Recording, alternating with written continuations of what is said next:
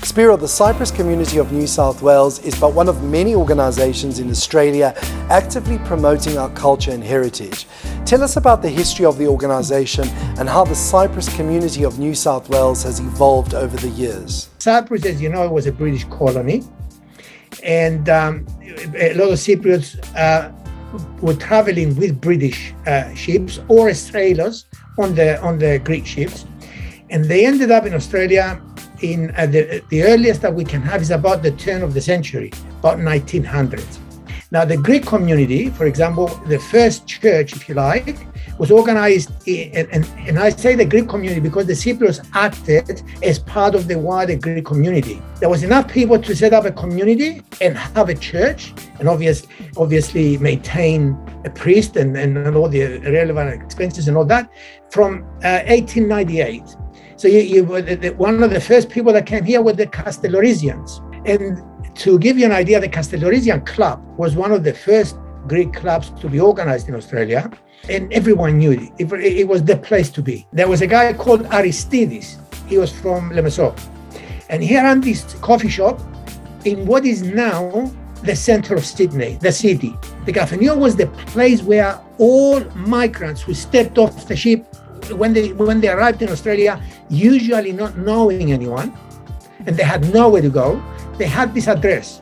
And in the coffee shop, they would meet the other Cypriots who would usually help them with finding a job, finding a room to stay with. From that Aristides Cafenio started the community. They called it the Evagoras Brotherhood, Adelphotita.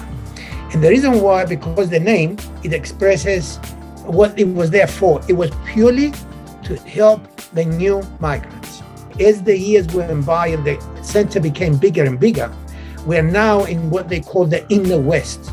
So we're a little bit west of Sydney, but in the inner west. That's where the current club is now. From the 1920s, we've been incorporated for 92 years. The Cypriot community has always punched above its weight.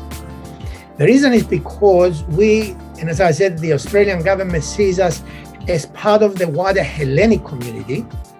And the Hellenic community is very prominent because there was hundreds of thousands of Greeks that migrated here through the years, and especially in the 50s and 60s. In Sydney, we probably have something like 100 to 150,000.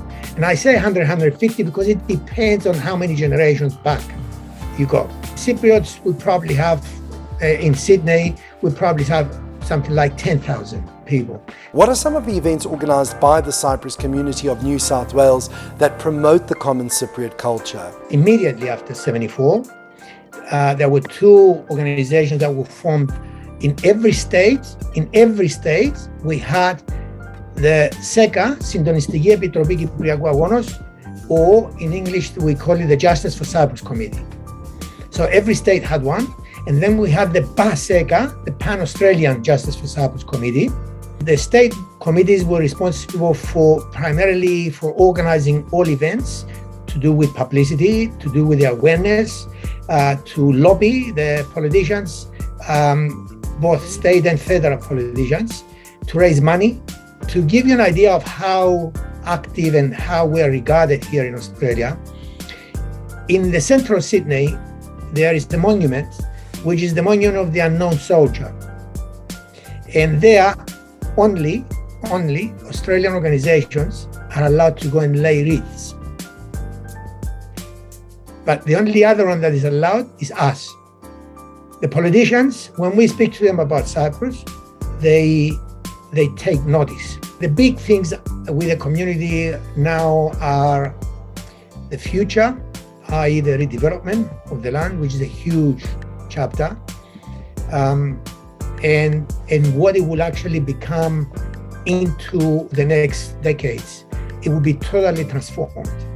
In our constitution, we actually set 4 areas of service to the community. And it is stipulated that the money is going to go towards welfare, health, education, and protection of human rights. Human rights because we wanted to include the Justice for Cyprus in it. What message would you like to convey to the Greek Cypriot community, both in Australia and around the globe for 2022? A lot of people might believe that after so many years that this is not a winnable cause. I believe it is.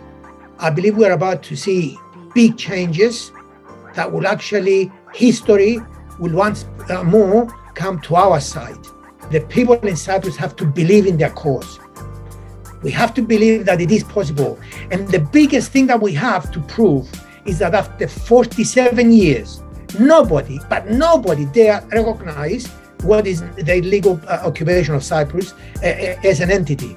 The United Nations said it's an illegal entity. Nobody other than Turkey. What does that tell us? That everybody recognizes that there is something wrong in Cyprus after 47 years. So therefore, let's not underestimate what has been done.